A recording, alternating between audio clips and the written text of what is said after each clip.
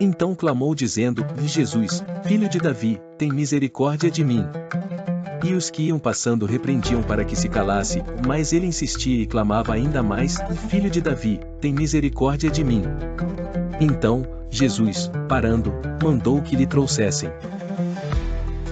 E, chegando ele, perguntou: O que queres que te faça? Então aquele homem respondeu: Senhor, que eu veja. E Jesus lhe disse: Vê, a tua fé te salvou. Sabem, meus irmãos, vocês já pararam para pensar por que Jesus perguntou ao cego o que ele queria? A situação ali me parece tão clara e tão lógica. E aqui está uma primeira lição para as nossas vidas: o poder de Deus também opera através de nós, através de uma manifestação nossa, de um posicionamento nosso diante do Senhor. Aquele homem cego primeiro chamou a atenção de Jesus, atraindo-a. No momento em que conseguiu isso, foi indagado e não vacilou, exclamando em alto e bom som: Que eu veja, Senhor. Aqui nós aprendemos mais duas valiosas lições. Primeiro, que quando clamamos com toda a nossa força e desejo, conseguimos atrair a presença de Deus. Segundo, quando tivermos um encontro pessoal com Jesus, devemos estar prontos a responder aquilo que desejamos. No momento em que o cego Bartimeu falou, o poder de Deus foi ativado, e Jesus disse: Vê, a tua fé te salvou, te curou. Além disso, outros textos no Evangelho mostram pessoas que eram curadas à medida que se aproximavam de Jesus ou tocavam nele. Isso confirma que o poder de Deus não opera sozinho, mas sim através de mim e de você. Hoje, eu quero te perguntar: como você tem lidado com suas limitações e enfermidades?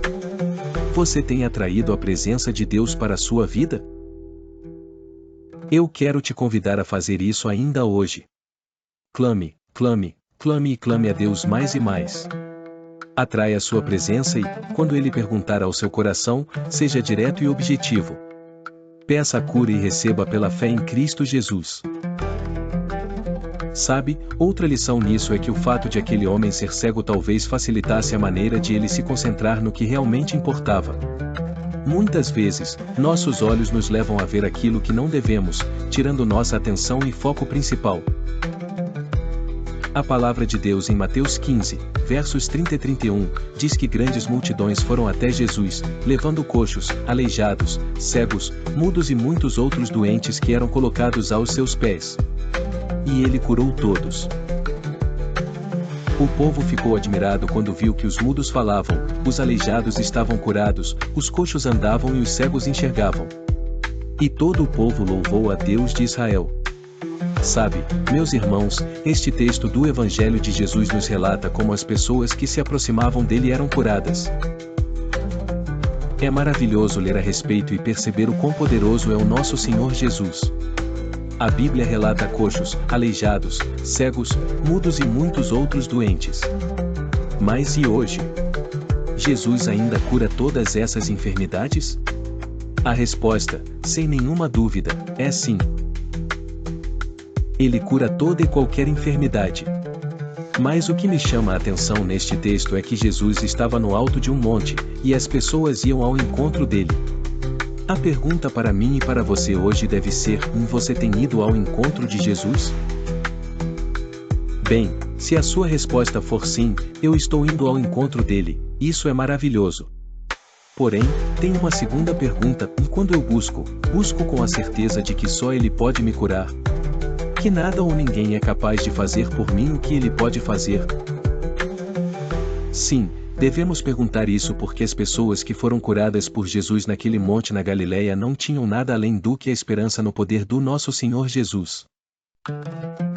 Sabe, por vezes, conversando com pessoas, elas me dizem: vá, mas naquele tempo era mais fácil porque Jesus se fez humano e estava ali no meio do povo curando.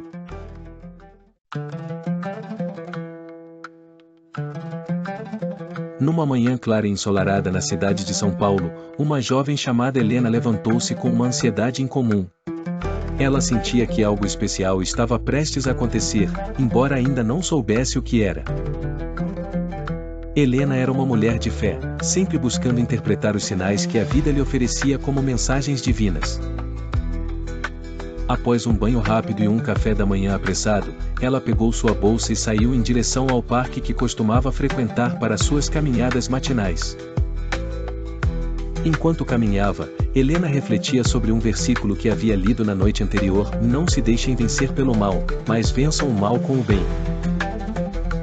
Ao chegar no parque, ela avistou um grupo de pessoas reunido em volta de um homem que parecia estar aos gritos.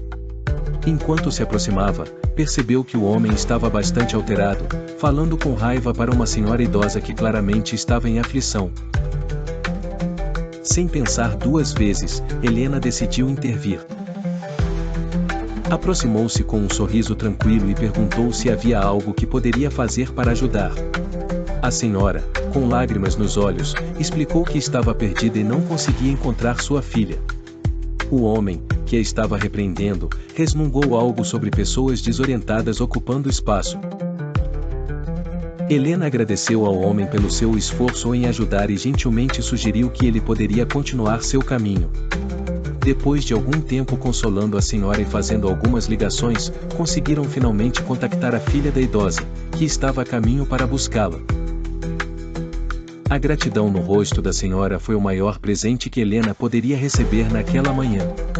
Sentindo-se energizada por ter ajudado, ela se lembrou do conselho de Paulo aos Romanos, de vencer o mal com o bem, e sentiu-se em paz por ter feito a diferença, mesmo que pequena, na vida de alguém. Mais tarde, ao retornar para casa, Helena refletiu sobre a importância de pequenos gestos de bondade. O incidente no parque reafirmou sua fé no poder transformador do amor e da compaixão. E ela sabia que, alimentando essas qualidades, poderia contribuir de alguma forma para um mundo mais harmonioso. Com o coração cheio de gratidão, ela orou: Senhor, que eu seja sempre uma fonte de paz e amor em teu nome. Amém. E assim, Helena concluiu que a verdadeira vitória contra o mal está em pequenas ações de gentileza que realizamos diariamente.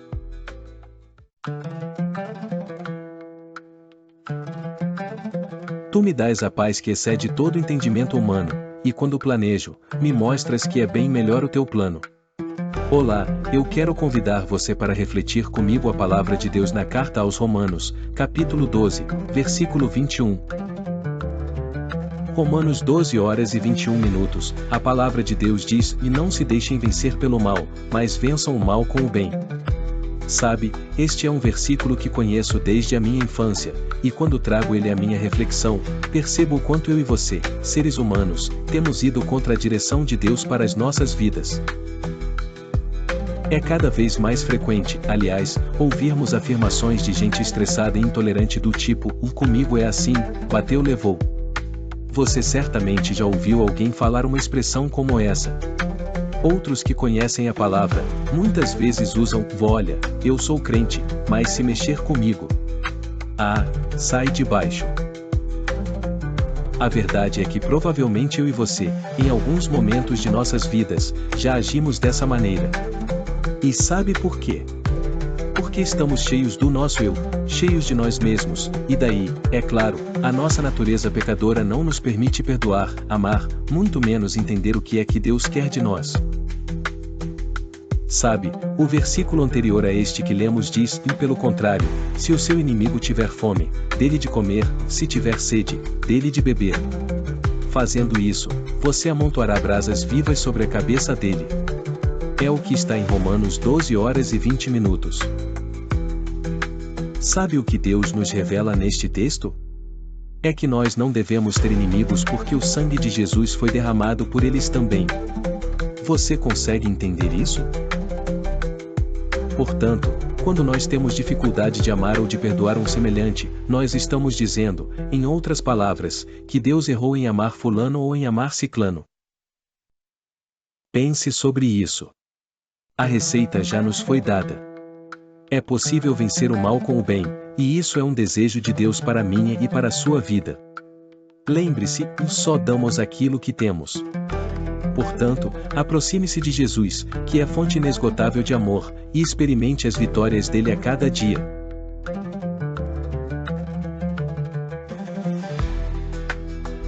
Sabe, Moisés enfrentou muita oposição enquanto liderava o povo israelita, mas o mais difícil para Moisés foi assimilar a oposição dentro da sua própria família.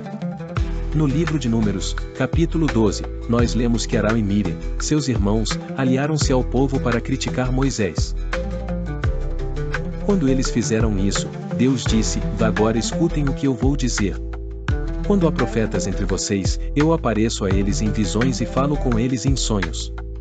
Com meu servo Moisés é diferente, pois eu o coloquei como responsável por todo o meu povo. Eu falo com ele face a face, claramente, e não por meio de comparações. Ele até já viu a minha forma. Como é que vocês se atrevem a falar contra o meu servo Moisés? Sabe, a punição do Senhor Deus contra os críticos de Moisés foi rápida e severa. Exige-se que respeitemos aqueles que ele coloca como autoridade sobre nós, como, por exemplo, os nossos pais. Sabe, a bênção é uma consequência da obediência e do desenvolvimento de um espírito grato, de um espírito respeitoso. Você já expressou aos seus pais o quanto reconhece e o quanto aprecia o amor e o sacrifício que eles têm lhe dedicado? Não espere até amanhã.